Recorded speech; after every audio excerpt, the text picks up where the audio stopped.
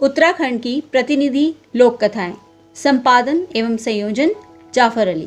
संकलनकर्ता doctor Sher Singh पांगते। इस कहानी का शीर्षक है डॉन बुए का भय।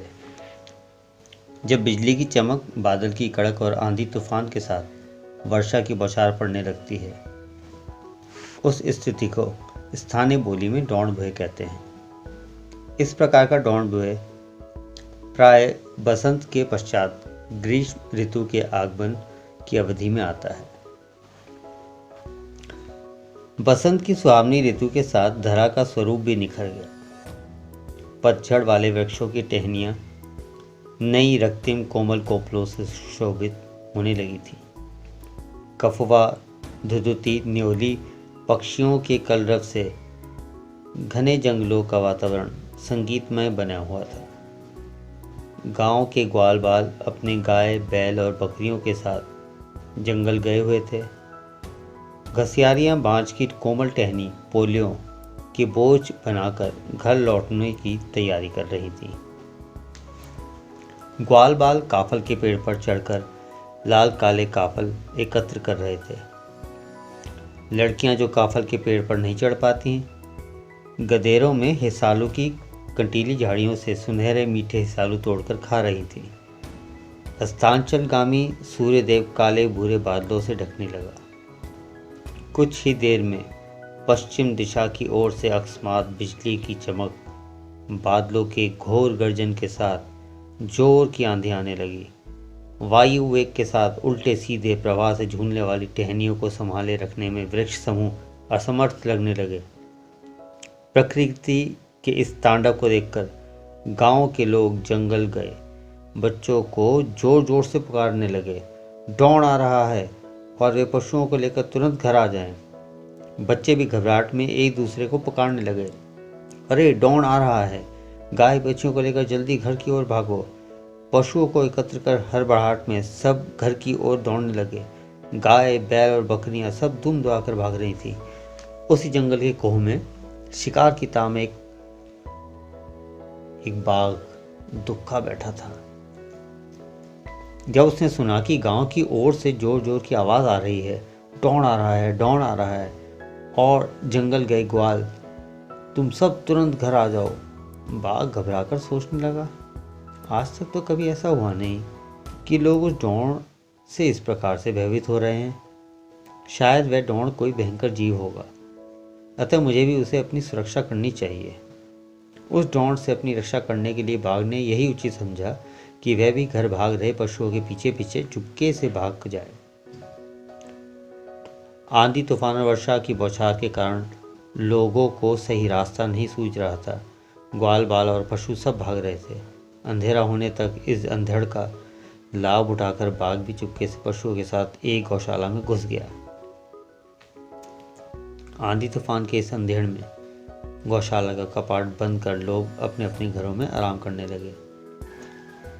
गौशाला के अंदर कुछ पशुओं को गौशाला में बाघ होने का आभास होने लगा और वे कोने में दुबककर एक दूसरे से चिपक कर खड़े हो गए।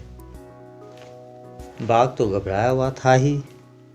वह सोचकर कि यदि डॉन आ जाए तो वह चुपके से बाहर भाग जाएगा, दरवाजे के निकट ही दुबका पड़ा रहा। उसके दुर्भाग्य से आधी रात में डॉन गौशाले का कपाट खोलकर अंदर आ गया और दरवाजे के निकट ही एक मोटा तकड़ा बकरा समझकर बाघ को ही रस्सी से बांधकर ले गया। वह कोई डॉन नहीं था, अपितु बकरी चोरी करने वाले दो चोर थे।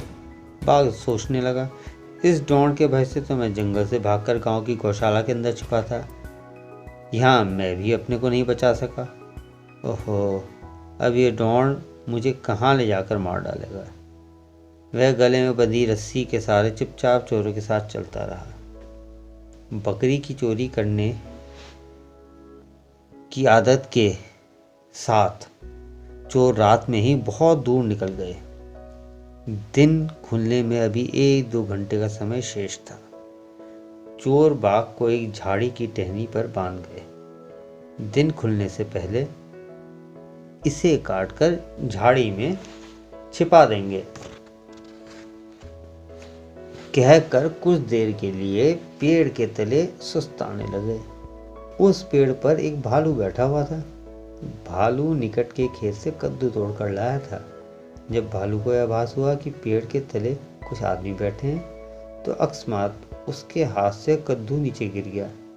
दुर्भाग्य से बाघ के ही सिर पर कद्दू फट पड़ा। ओहो, मैं डॉन के हाथों मारा गया। इस भय से जब बाघ घबराने लगा तो चोर घबराने लगे कि बकरी बाघ की तरह क्यों घुटा रही है। वे बाघ को सहलाने लगे। एक चोर ने कहा कि इसकी बकरी की पूंछ तो बिल्ली की तरह लंबी है। दूसरे चोर ने कहा इसके पंजे भी बकरी के खुर न होकर बिल्ली की तरह तेज नाखून है। वे समझ गए कि हम बकरी नहीं अपितु एक बाघ को चोरी कर ले आए।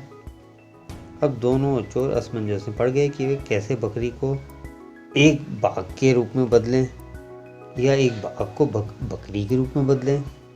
कद्दू की चोट से डॉन द्वारा मारे जाने के भय से बाघ तो अचेत पड़ा ही था। दोनों चोर बाघ को छोड़कर भाग गए। कुछ देर पश्चात जब बाघ की चेतना लौटी तो भालू भी पेड़ से उतरकर बाघ से लड़ने लगा। दोनों की इस परस्पर भिड़ंत में बाघ के गले की रस्सी भी टूट गई।